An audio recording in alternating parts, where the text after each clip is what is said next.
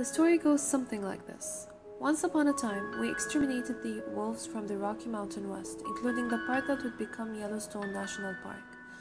We thought this was a good idea because wolves frightened us and also because they ate the domestic livestock we liked a lot more.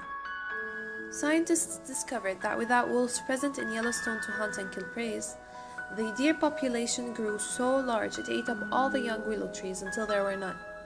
This affected the habitat of many other animals and plants in harmful ways, and the ecosystem became unbalanced.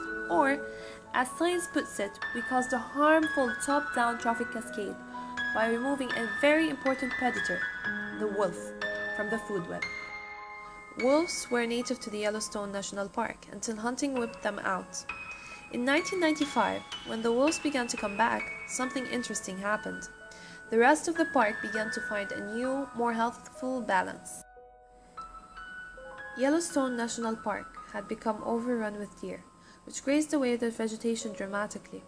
For years, biologists like Dave Foreman suggested a solution, bringing wolves back to the park as the last ones were killed off in 1926. In 1995, wolves were finally reintroduced to Yellowstone, and the effects were dramatic. The wolves brought the deer population down to a sustainable population, but more importantly, they radically changed the behavior of the remaining deer. These deer started to move more often and avoid places in the park where they could easily be trapped, which in turn grew thick with vegetation. This allowed birds and beavers to move in. Even the river patterns in the park changed. The regenerating vegetation stabilized the river banks, which yielded less to erosions and took on straighter water flow.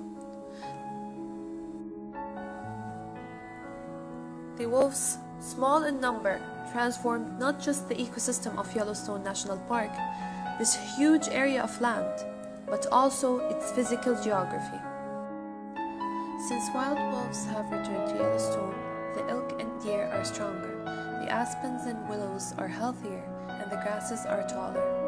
For example, when wolves chase elk during the hunt, the elk are forced to run faster and farther. As the elk run, their hooves aerate the soil, allowing more grass to grow.